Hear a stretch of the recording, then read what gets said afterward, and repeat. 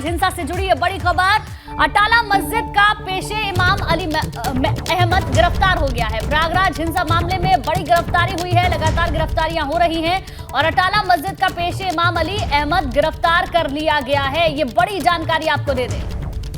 तो प्रयागराज हिंसा मामले में 10 मास्टरमाइंड सामने आए थे और इस पूरे मामले में अटाला मस्जिद के पेशे इमाम अली अहमद को भी इसमें महत्वपूर्ण भूमिका मानी गई थी। और मोहम्मद मोइन हमारे साथ जुड़ गए। मोइन, कहां से गिरफ्तारी हुई है इमाम अली अहमद की?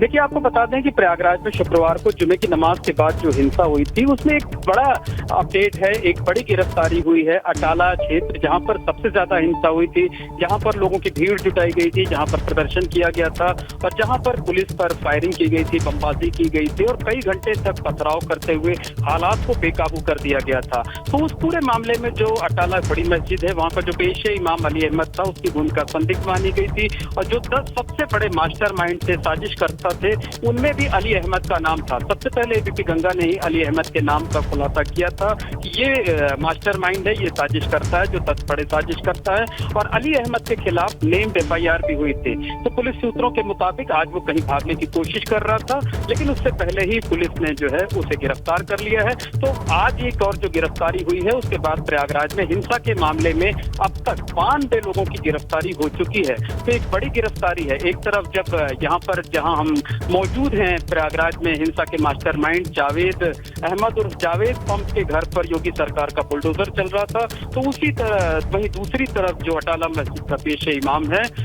अली अहमद, उसकी गिरफ्तारी हो गई है और पुलिस को उम्मीद है कि पूछताछ में कई बड़े खुलासे सामने आ सकते हैं कि मस्जिद के पेशे इमाम ने क्यों साजिश रखी, क्या उसको किसी ने कोई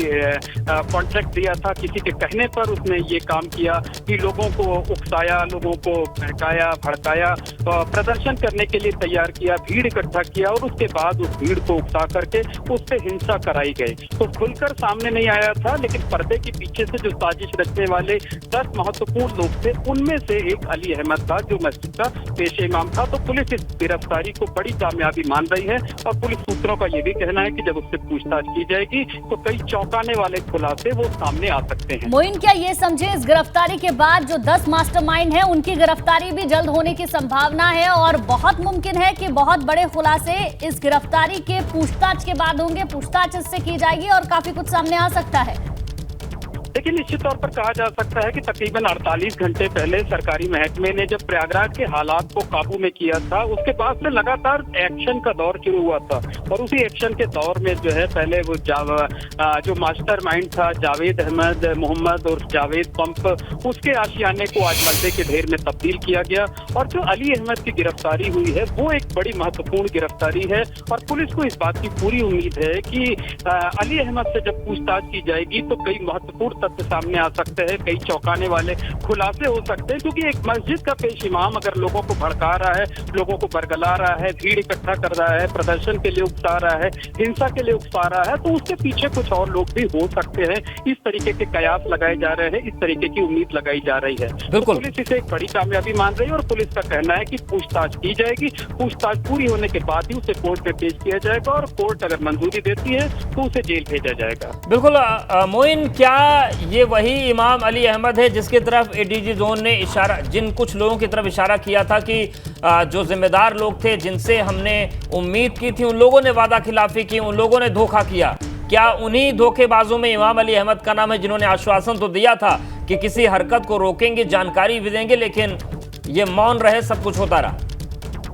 जी बिल्कुल, देखिए निश्चित तौर पर कहा जा सकता है कि जिन 10 संदिग्ध लोगों की एक सूची तैयार की थी प्रयागराज के प्रशासन के लोगों ने और जिन पर यह शक था कि ये सामने तो खुल करके नहीं आए थे हिंसा के दौरान, लेकिन साजिश इन्होंने ही रची हुई थी। तो जिन 10 लोगों का नाम उस लिस्ट में तैयार किया गया था कि ये मास्टरमाइंड है, इन्होंने ही लोगों को उकसाया, लोगों को भड़काया, लोगों की भीड़ इकट्ठा होने दी, लोगों को हिंसा के लिए लगातार प्रेरित करते रहे, मतलब पर्दे के पीछे से ये लोग खेल करते रहे। तो जो 10 सबसे बड़े साजिशकर्ता थे उनमें अली अहमद भी एक था। अटाला बड़ी मस्जिद का पेशे इमाम था और उस पर यह आरोप है कि वो लगातार लोगों को बरगलाता रहा, भड़काता रहा और जो जुमे की नमाज हुई थी उस दौरान भी कुछ ऐसी बातें कही गई थी जिससे लोगों का गुस्सा भड़का और लोग सड़कों पर उतर करके आए। तो पुलिस सूत्रों का यही कहना है कि उससे कड़ाई से पूछताछ की जाएगी और उसके पीछे कौन और लोग हैं, कड़ी से कड़ी जोड़ने की कवायद की जाएगी और उसके जरिए सुराग तलाशा जाएगा कि इस पूरी घटना के पीछे कहीं बाहरी तत्वों का हाथ तो नहीं है,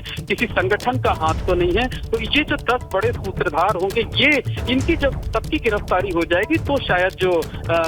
सरकारी महकमा है या सरकार है वो किसी नतीजे पर पहुंच पाएगी। ठीक है मोइन, आप हमारे साथ बने रहिए। तो आपको बता दें, प्रयागराज हिंसा से जुड़ी ये बड़ी खबर, अटाला मस्जिद का पेशे इमाम अली अहमद गिरफ्तार कर लिया गया है। 10 मास्टरमाइंड में से एक मास्टरमाइंड ये भी है जिसकी गिरफ्तारी कर ली गई है। पुलिस इससे बड़ी कामयाबी मान रही है क्योंकि उम्मीद ये है कि इससे पूछताछ के बाद काफी कुछ सामने आ सकता है, कई बड़े खुलासे हो सकते हैं। हिंसा भड़काने के मामले में ये गिरफ्तारी हुई है, इमाम अली अहमद को गिरफ्तार किया गया है।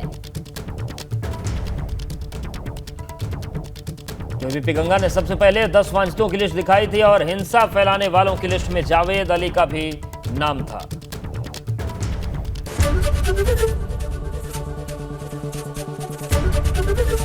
एबीपी गंगा, खबर आपकी, जुबान आपकी।